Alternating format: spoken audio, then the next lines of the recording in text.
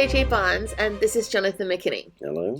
This is the first in the second of the new Marvel TV shows. So we podcasted WandaVision, which, if you listen to that, we loved it. 100% loved it. So very excited for this.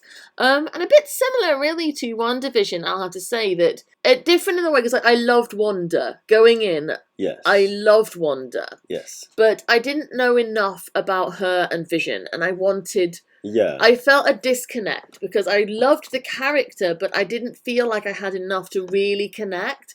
And I feel this way about Falcon and Winter Soldier, Bucky Barnes. I mean, Bucky Barnes has had very few lines of dialogue. That is correct. Like, very Prior few. to this Prior episode, to, like, this episode, yeah. Very few lines of dialogue. I don't feel like I've particularly formed a emotional connection with either of them. No. Neither have I. I liked Falcon and I loved the whole on your left thing, which has paid off brilliantly. And Sam is I knew that I liked Sam from that sort of, but it was very Captain America centric. Which the whole episode, to be fair, was there was a lot of Captain America centricism. But I feel like I'm going into this with a curiosity to find out if I'm going to come to love these characters as much as I ended up loving all the characters from WandaVision, and I suspect that I will. I suspect so as well. So yeah, shall we talk about, because obviously we've not got a lot to say about the episode, so we should talk about how we've felt about the Falcon and the Winter Soldier prior to, and you've touched on it already, prior to this series in the MCU. Yeah, do it. So I agree. The Winter Soldier I've never really cared about at all. I can't say that I've ever really thought I really liked that character.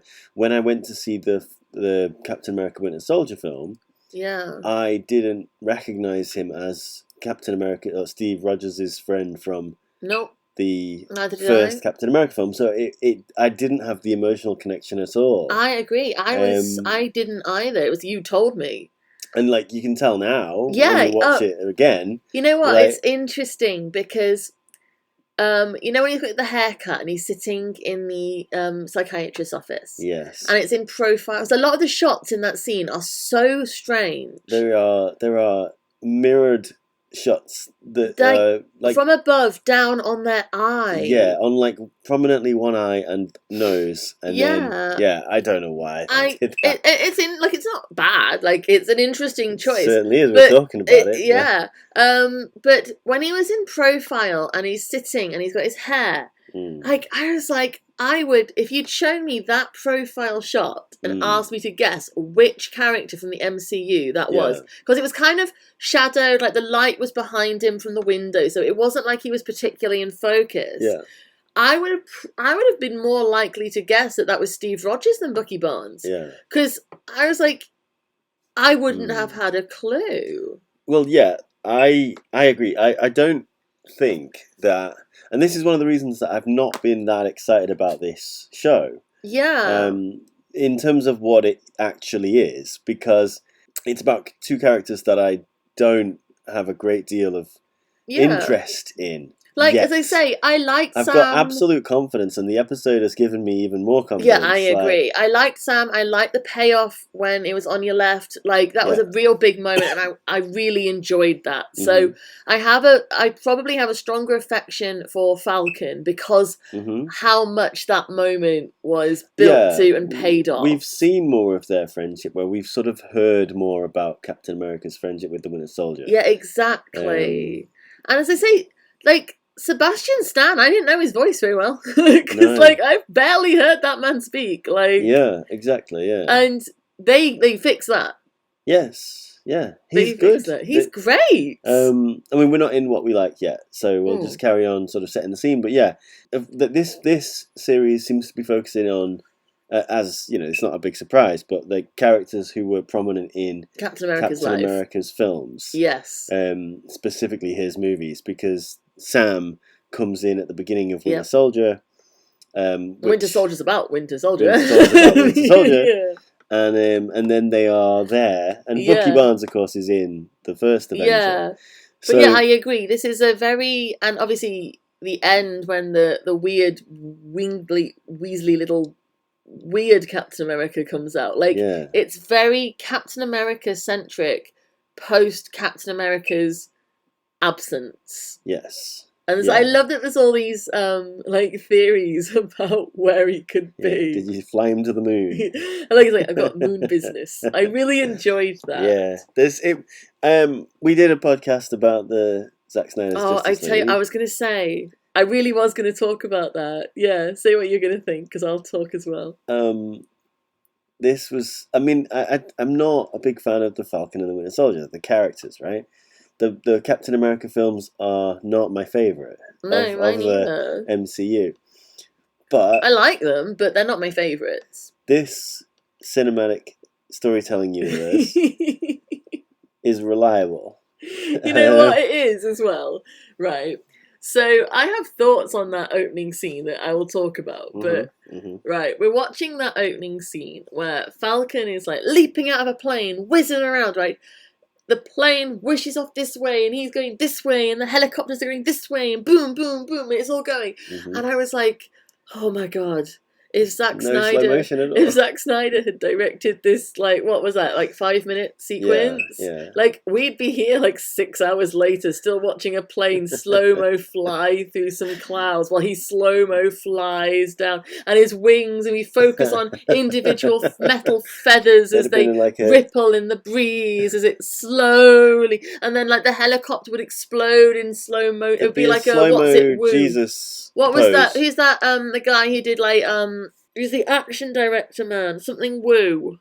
James Woo. John Woo. No, James Woo is from oh yeah, that's Jimmy. Jimmy Woo. John Woo. Who does like, you know, he likes the slow motion birds. He does like birds. He likes doves. And slow motion, like doves, and slow motion explosions. And people holding their guns to the side. Yeah. While they shoot and Nick Cage walking with his coat wafting behind him, very slow. Right, that reminds me. You're right.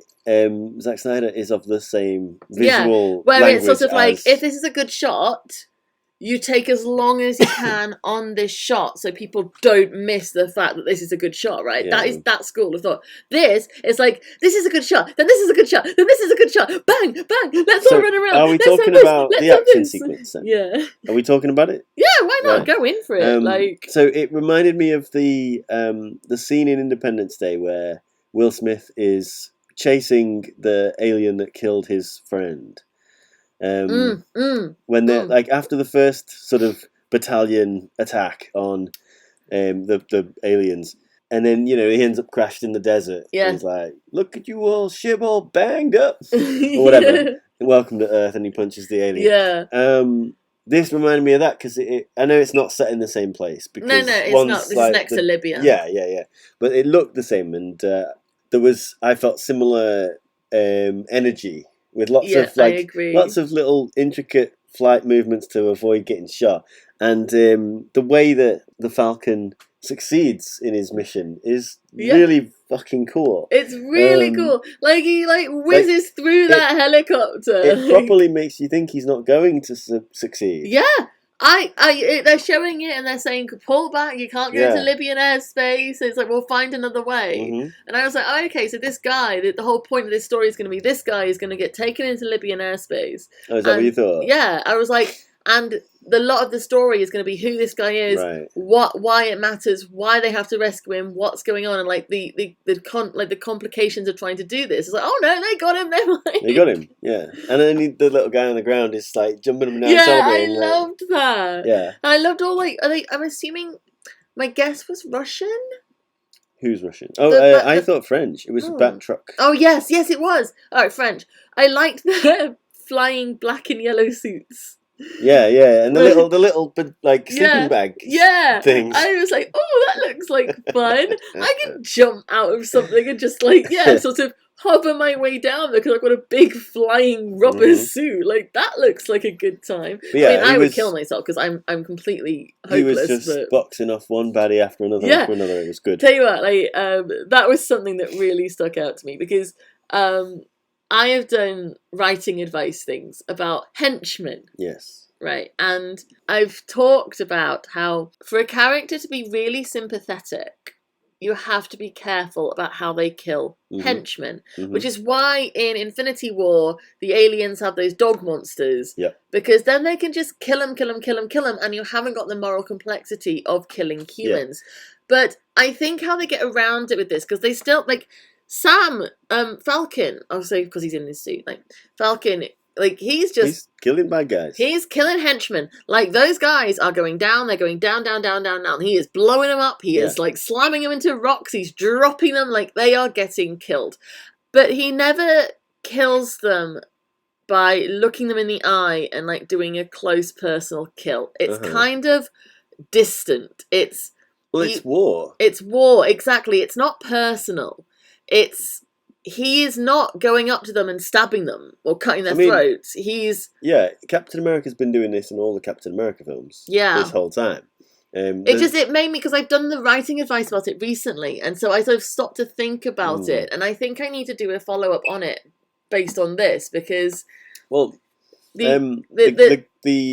lack of the personal with the killing, it negates the fact that he's still killing so much, because it's like business. Well, yeah, I mean, to me, it's not a problem. Like the director and filmmaker and creator of Buffy the Vampire Slayer, whose name we don't mention very much anymore. I do. I say Whedon because I'm problematic. Well, so am I. Everybody is. But the point is, he, in reference to the million robots at the end of Age of Ultron, described it as his solution to the henchman problem.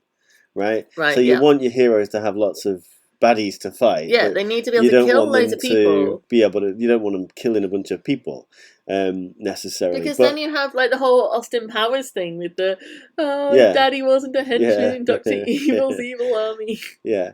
At John Smith's bachelor party, and he doesn't turn up because he was killed by Austin. He's rolled over on Austin Powers' and he's like, move. No. But he doesn't move, he just gets splattered. So, the henchman problem. But in this, I don't really feel like it's a problem, because I think because it's dealt with like war. It's war, yeah. Like they are soldiers. Yeah. And Captain America does the same thing in the Winter Soldier. Yeah, I agree. And I remember early on in Winter Soldier, I was like, oh, Captain America just kills people. All right. Yeah. Fair enough. I feel like, based on having watched it, because I did the writing advice for it after, like, before we watched this, but after we watched that, but a long time. So I was more on Infinity War and the way and why they dealt with it in that way. But I think I'm going to have to do some writing advice based on this, specifically that scene, because it's interesting. It is interesting, but also the only reason it's confusing really is because we've got this idea of superheroes not killing. I mean, Wonder Woman kills freely all the time. She's always killing people in the Wonder Woman film and in the various other movies that she's in. And again, the idea, I think, because Batman in almost every movie that he's ever been in has killed relentlessly, but there is a lot of song and dance amongst his fans that he doesn't kill, right? And there's some sort of story that speaks to that in the Christopher Nolan movies, even though he does definitely kill at least some people in those movies, but he's more the character is more murderous in other movies.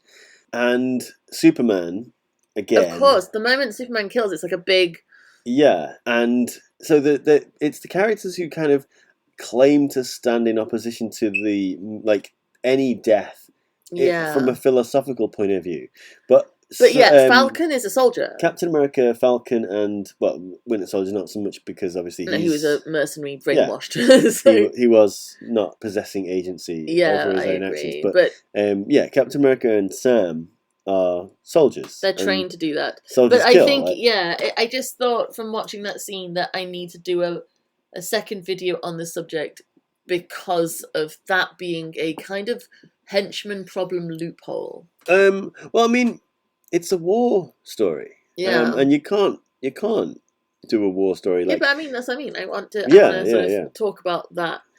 So after we do that scene and he rescues the guy, you learn about the guys with the hand face. Right. The flag smashers. Are they flag smashers? I think so. Yeah. I thought there was something like flag Bashers? Maybe. Crashes? Smashes? Shall we Google it? Yeah, flag smashers. Flag smashers. There you go. I thought it was something a little bit less on the nose, but that was my mistake. I mean, to be fair, he sort of, the bad guys are giving the bad guys bad guy names. Yeah. I like the idea that there's people who think it was better during the blip phase. Yeah, that really interested me. And when they first described that, it's sort of like there's no sympathy for that view at all. It's like, that's crazy. They're clearly insane. Yeah. But then they talk about how there was like a world without borders pulling in the same direction vibe. Yeah, and I was like, okay, that's what Thanos wanted. Yeah. It's interesting. He said that on, I think it was Gamora's planet, that the children are all full-bellied and, people work together. And I'm not saying, Podlovians, that I agree with He is. Thanos. He plans on blipping at us. Just going to get me some Infinity Stones. But I'm not, I'm not saying that I agree, but it's like he said, Sam said, in any situation where one group benefits, another group will lose out. And that's true. If people benefited from the blip, the lack of borders, everybody working together, if people benefited from that, that's legit. That's their experience. They didn't cause the blip, they didn't ask for the blip, but it made their lives better. And they're not bad people because their lives were improved from it. No. But they might well be enemies of the Falcon because of the choices they're making. If they are trying to return it to that, then you saw but it's interesting. I enjoy the moral complexity, and I think we're probably going to get more of that. I hope we're going to get more of that, because I like a moral dilemma in my stories, and I like it when the bad guys aren't pure just evil for the sake of it. They've got like a legit agenda, and you can understand it, even if you don't agree with them or don't think they're doing the right thing. I like seeing bad guys who you're like, yeah, I get it. Yeah. I don't agree. I don't think you're right, but I get it. So yeah, I agree. And to speak about it from a writing perspective, right? You talk about protagonist-antagonist relationship. Protagonist is not good guy. Protagonist is just the person on the side of the conflict who we're focusing on. Yeah, exactly. And sympathizing that's with. Who you're riding with. It doesn't mean they're right or good. It just means you're riding with them for the story. But usually there is a sense by which if the writer, the storyteller, is going to frame the conflict favorably for the protagonist, because they're ultimately going to want to try to persuade their reader, their viewer, their audience, or whatever, that they're making a moral point about a particular conflict. And sometimes, like Infinity War is the opposite, because Thanos, as we've talked about, is the protagonist. Yeah.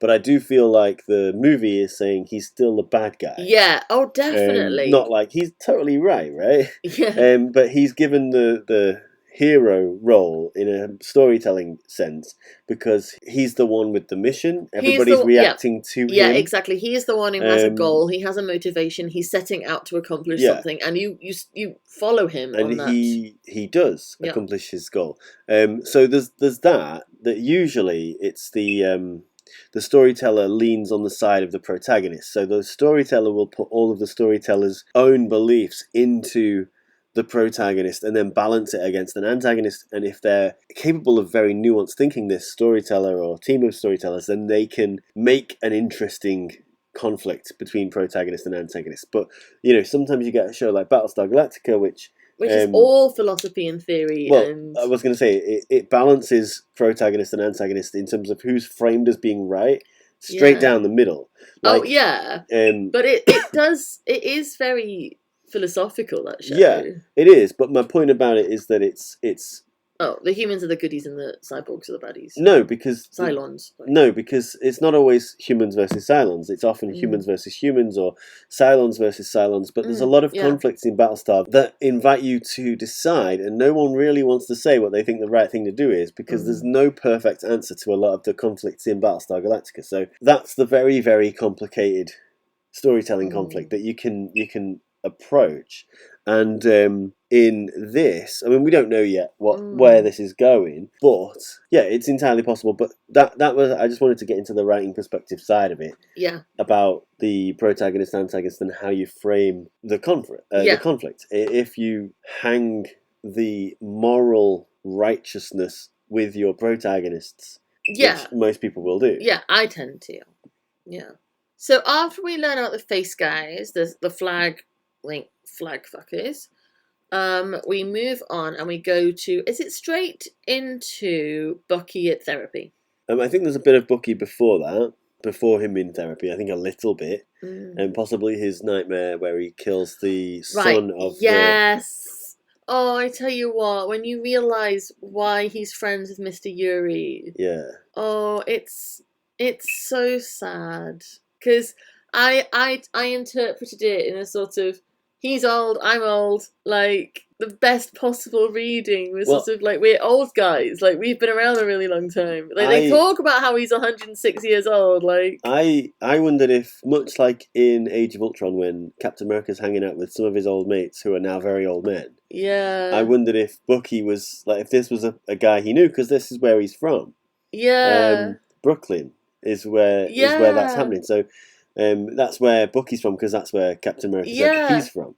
And I was like, two old guys essentially being mates. But it's like, oh God, it's so sad. It's much more guilt laden. It is. Because this, I mean, we're kind of, are we jumping about? Or? Yeah, I think we already have. Okay.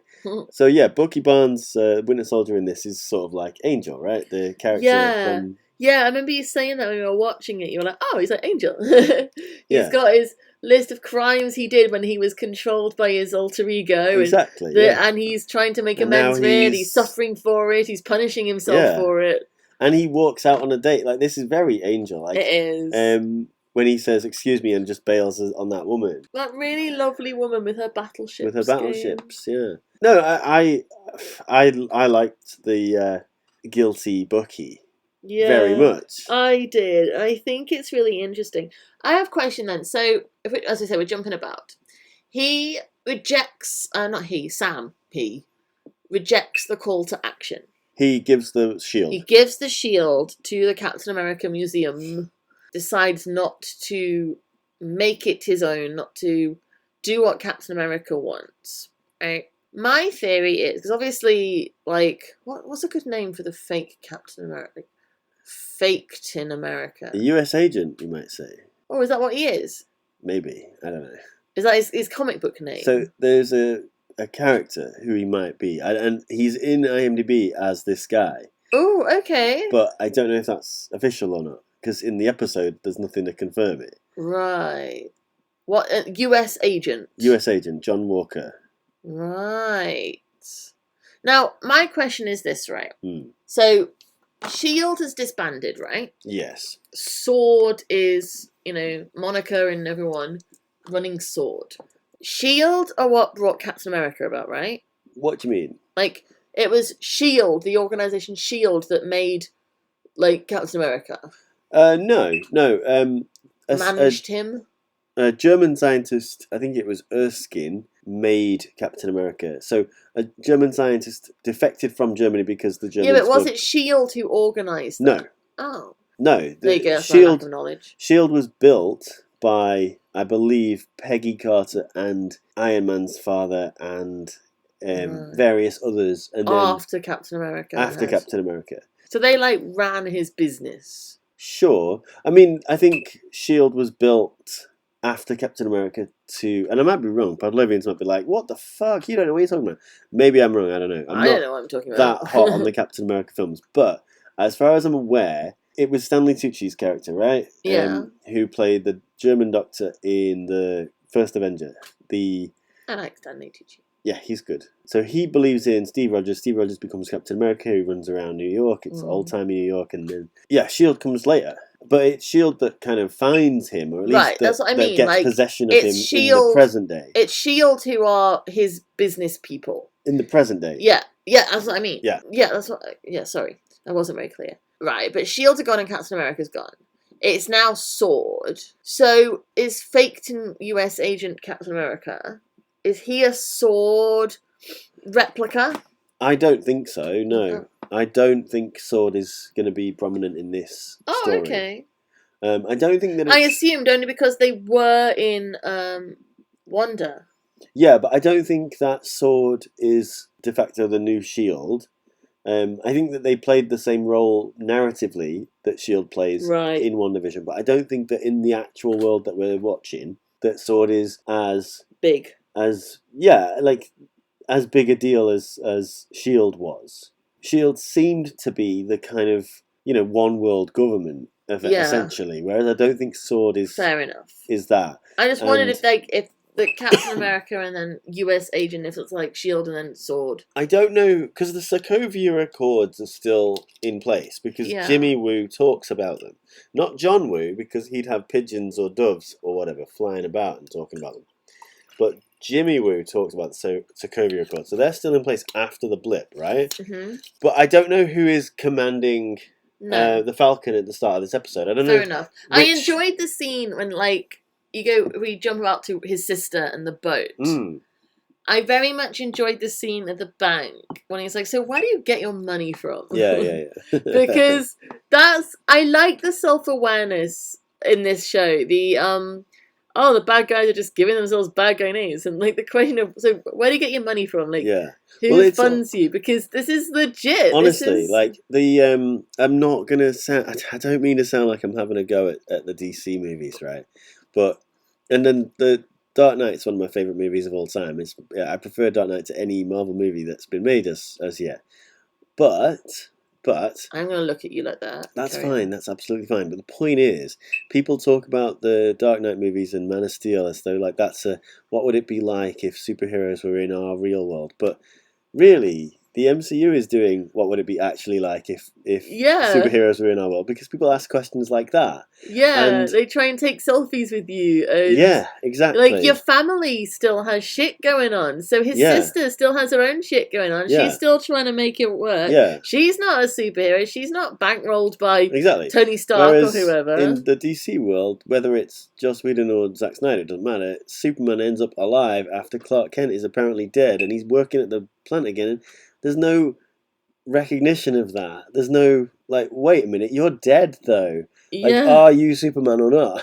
Yeah, I agree. There's a lot of self-awareness in this. Whereas this cinematic universe does actually follow on. If people, he's he knows him. But Falcon's not one of the kind of A-tier Avengers, so he's and he gets it. Yeah, when he puts his little bird arms out. Yeah. And what's his name? Anthony Mackie. Yeah. He's very charming, isn't he? He's lovely. He was Papa Duck in 8 Mile.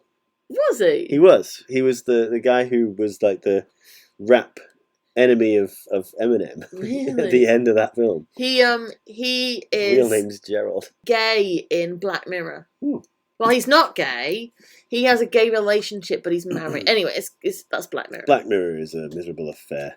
So, yeah, I enjoy it's like you get in Thor Ragnarok, you get someone recognises Thor when and takes a selfie, and it's very real. And Thor just gets on board with it. He's like he did, like Falcon, and Sam. He's like Hulk in Endgame when he's. And I like that sort of consistency of they're recognised. They're celebrities. Yeah, they're celebrities, exactly. Yeah. They have a selfie taken because that's what you do. I like that. I like that very much. I liked his sister. Yeah, I like his sister. She's great. I like the squabbling. The way they communicate with each other was so real because it's both so full of love and real, true devotion to one another, but squabbling. And I'm like, I recognise this because I too have a brother who pisses me off and is much more successful than me, who disappeared for 5 years. Now he's back and he wants to not sell the boat, and you're like, fuck off, pal. That's exactly how it goes down. But I enjoyed that because it was very natural to me. I enjoyed the siblings squabbling, but still really being committed to each other. And he's going off to the bank with her and she's going off to do the things he's saying. They are well there for one another, but they are at each other the whole time. And I liked that because it's very real. I agree.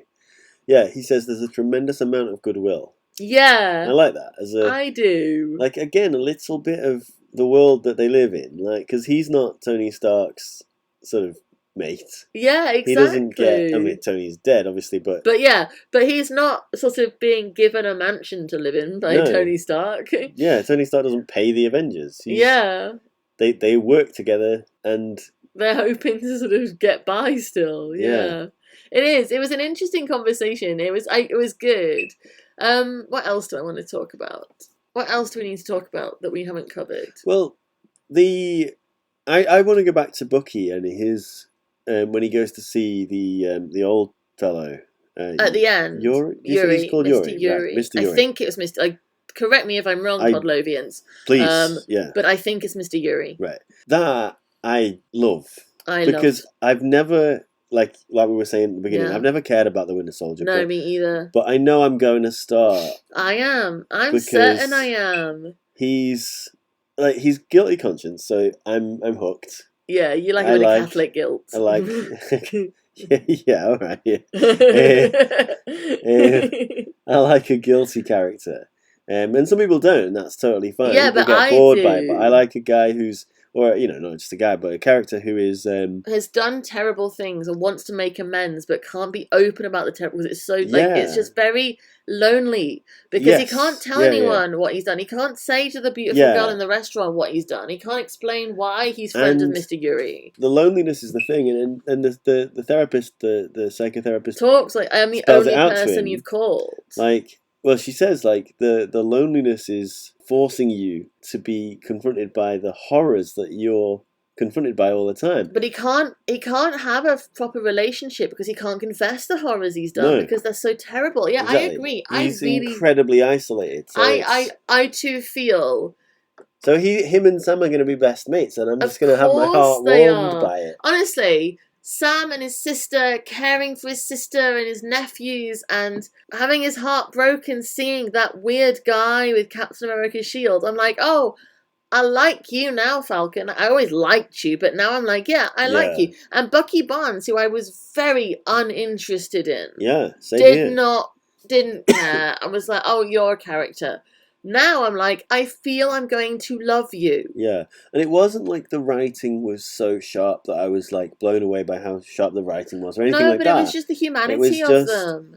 I love the fact that both characters, they are planted in the direction that they're headed now. Yeah, like Sam refused, as we've said, he refused to take the shield. He didn't feel like it was his. He didn't feel like he could possess the shield. He will. He's clearly going to end up... He is going to take the shield. Taking the shield and being Captain America by the end of this, right? I think so, just too. Like we saw Scarlet Witch turn into the Scarlet Witch. Yeah, exactly. 100%. I think that's going to happen, and we're going to see some cool shit, I think. So, okay, here's my problem then.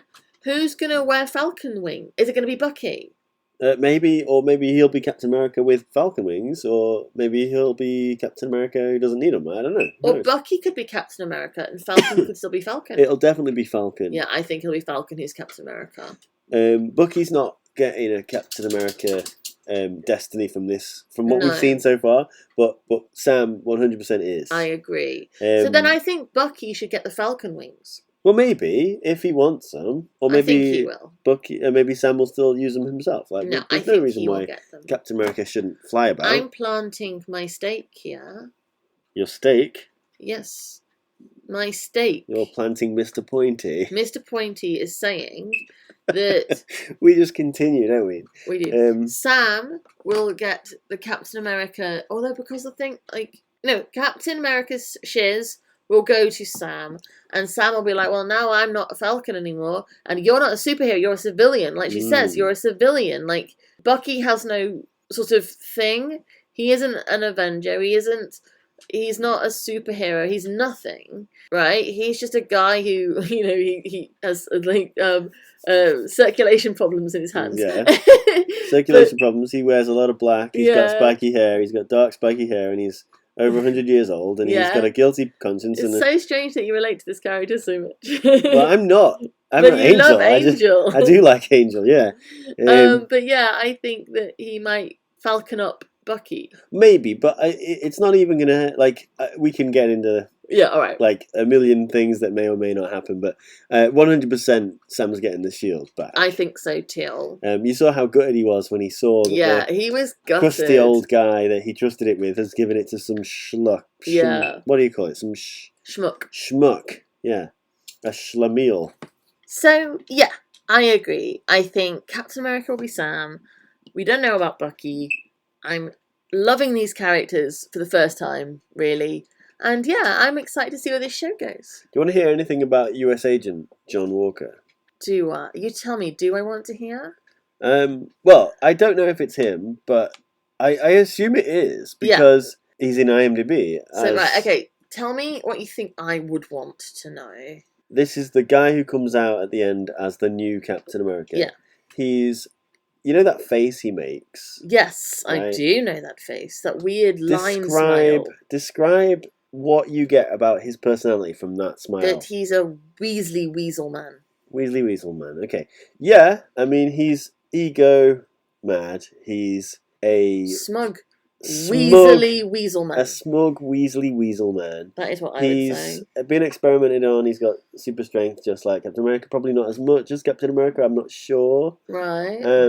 But he is enhanced in the same way that Steve Rogers is. Not by the same means. Yeah. But yeah, he's from Middle America somewhere, and his father was in the army. He's a all-American sort of. He's a pure American G.I. Joe type fella. So does the cats, they are making strange noises. Does US Agent, have a role in the MCU? I mean, he must have if he's prior to this? No, after this. Well, yeah, why not? Yeah, like, that's my curio. Like, does he become a supervillain? Like, don't tell me, I'm theorizing here. Does he learn to not be a smug Weasley Weasel man and become a good superhero? Does he become a supervillain because he cannot hold up the mantle of Captain America on account of his smug Weasley Weasel, right? There's just many potential things for a rando who has been given superpowers. Right. So there's a problem, which is that if he's not a villain, then Sam's going to take the mantle from someone who actually is all right? Yeah. You don't want to do that. Like, so he kind of has to be... a baddie. Not a baddie. Or just unworthy. Just unworthy of the... And that needs to be something that it's not... Sam needs to come out of this looking good.